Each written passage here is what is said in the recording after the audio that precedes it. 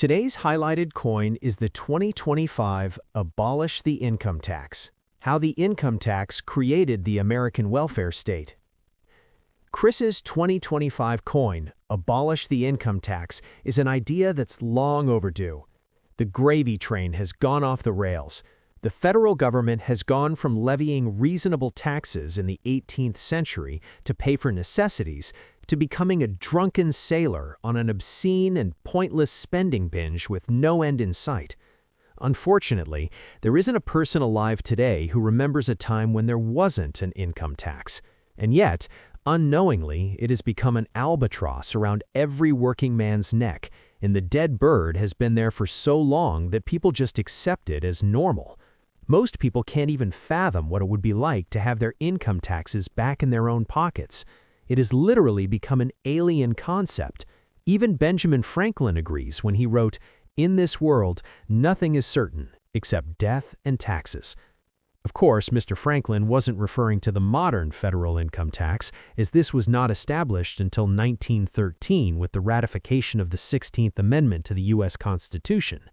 What he was referring to was the ability of governments, primarily England, to levy taxes on popular products such as stamps and tea.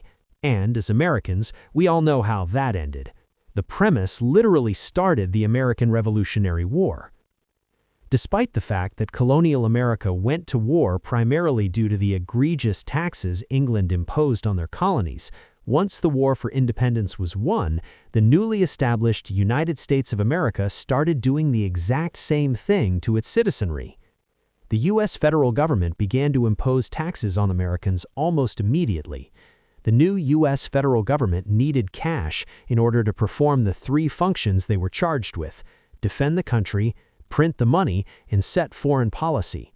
The government didn't have it, and taxation was the only way to get it. In Franklin's time, although tariffs were a source of revenue for the United States government, most revenue was acquired from taxes levied on property, products, and in some colonies, on individuals. Taxes inflicted on the population varied from colony to colony and later from state to state, and they were not all accepted graciously either. Arguments, disagreements, and fistfights often happened while being discussed. Property taxes were the easiest to impose on men because most property owners wanted to vote, and unless they paid their property taxes, they were not given that privilege. This also meant that the voter had a vested interest in limiting the size of government and restricting its interference with their lives. It was one of the first checks and balances. Today, you can vote even if you live under a bridge, and your primary voting motivation is to keep the gravy train flowing into your pockets at the hard-working taxpayer's expense. Another source of revenue were poll taxes. They were invented in order to broaden the voter base. If a person could pay the tax, whether they owned property or not, they were permitted to vote. This was the beginning of legalization of larceny by legislatures. Then the institution of excise taxes began.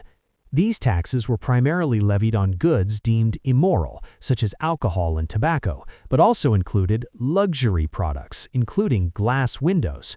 Sounds like the start of class warfare. Initially, most of these taxes were used to build up our newly established federal government's military. We needed ships, armament, and men, and that all cost money. The individual state representatives argued incessantly about how to acquire the money, with the rich states objecting to their having to fund the poor states' defense. But an agreement was ultimately attained. Finally, in 1788, Article 1, Section 8, Clause 12 of the U.S. Constitution was ratified in order to grant Congress the power to raise and support armies. As mentioned, printing our money and setting foreign policy were the only other responsibilities and expenses allocated to the federal government. The first Appropriations Act passed in 1789 and amounted to $639,000. When the income tax was established in 1913, the top tax bracket was 7% on income over $500,000, $16 million today.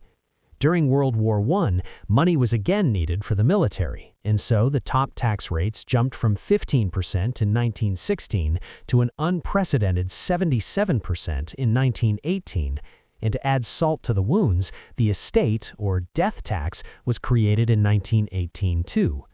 These all robbed the most productive members of our society, who were also building museums, universities, and hospitals for the general public too. These men were not the bad guys. They were not hoarding piles of gold bars like greedy Midas. They were generous men who spent a large portion of their incomes on philanthropic endeavors. It's no wonder the Great Depression started just 10 years later. The government had brutally and savagely punished our biggest employers and our best entrepreneurs, the very same men who raised America out of the mire and made it one of the greatest economic powerhouses on earth. The spectacular Industrial Revolution would never have happened if it weren't for these pre-income tax men. World War II caused more expenditures on the military, and it was even worse than World War I, with the income tax rates now rising to 94% on taxable income over $200,000, $6.5 million today. When Mr. DuPont testified before Congress during World War II about the excessive income tax rates he was being forced to pay, he said regretfully that this was the thanks his family got for providing the gunpowder that allowed America to win all of its previous wars. The government literally robbed Mr. DuPont's blind, as it did of most of our brilliantly successful entrepreneurs. By the 1960s, many of these families were forced to abandon their gracious homes or donate them to nonprofits to cover their tax bills. More importantly, these talented men were forced to curtail or limit the activities of their successful businesses for lack of funds, while almost all of their profits went to pay the taxes inflicted on them, both during their lives and upon their deaths. Top income tax rates remained at 91% from 1945 through 1963.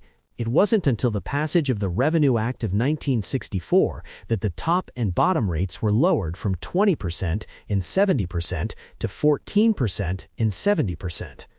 Up until 1970, while continuing to squeeze America's greatest producers and employers, the federal government managed to maintain a balanced budget, or in many cases, a small surplus.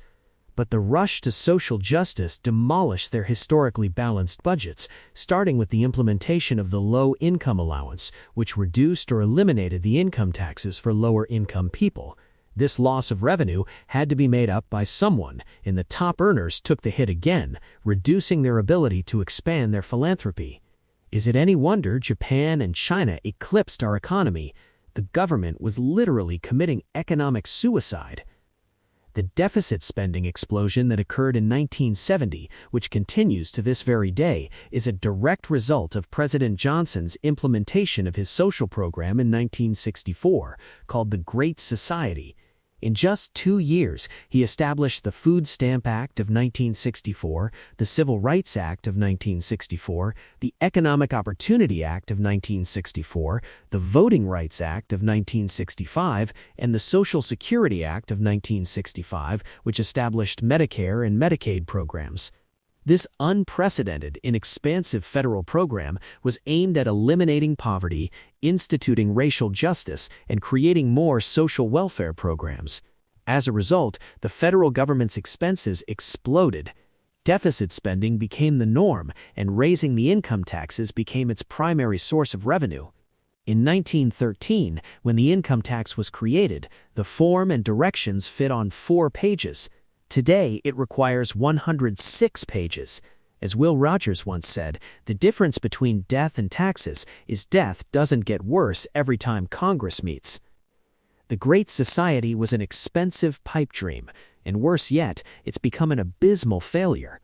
Unlike pre-1964, our major cities are much worse. They are now riddled with crime, poverty, homelessness, broken families, and filth, despite the untold trillions of dollars being dumped into them through the social programs Johnson created.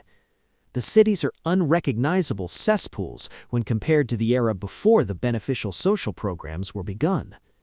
Paying people to do nothing, especially when using other people's money, breeds contempt, crime, and the total destruction of self-worth. Work is good, no matter what the job.